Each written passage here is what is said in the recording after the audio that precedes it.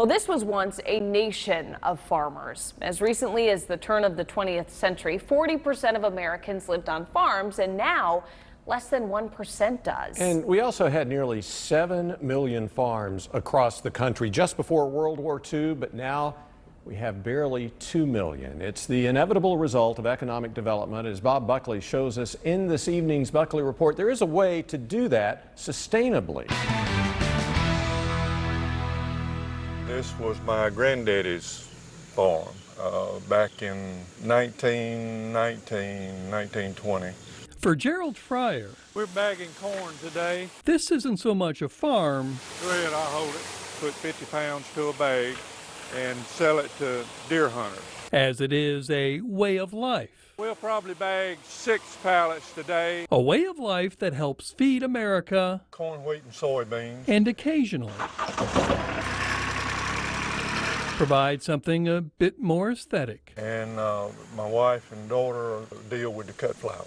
It's a 5-generation tradition that goes back at least to Gerald's great-grandfather John, here with his new thresher more than a century ago. A way of life that is both romantic and hard. With modern times come modern challenges. It's changed so much. You have so many different problems, and there's a different problem every year. That may be why when letters like this come to the farm pretty much weekly, asking to buy it, more and more families choose to cash out.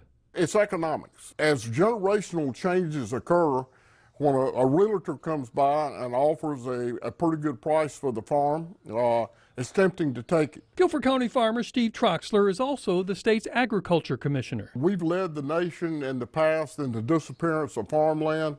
I would guess that we're probably pretty close to that now. He's right. A report from the American Farmland Trust has North Carolina at number 2 in lost farmland, on pace to lose nearly 500,000 more acres by 2040.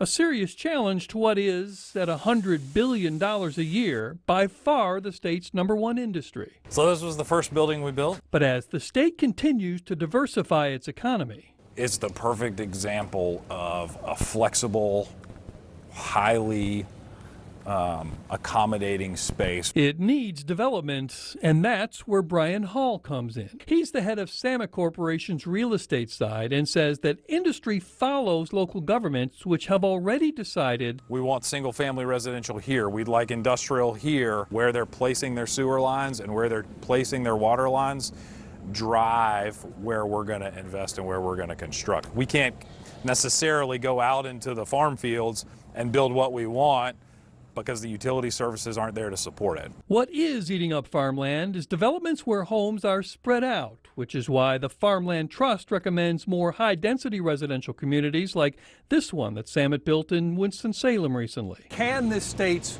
great growth and its wonderful agricultural sector coexist? I think so. But that will take another generation with people like Gerald. I enjoy it. It's not as much fun as it used to be. At the end of the day, sometimes you're so tired you don't care. His daughter is sold on the idea. I just love the farm. It's home. But too many of our farms are just sold. Bob Buckley, Fox 8 News.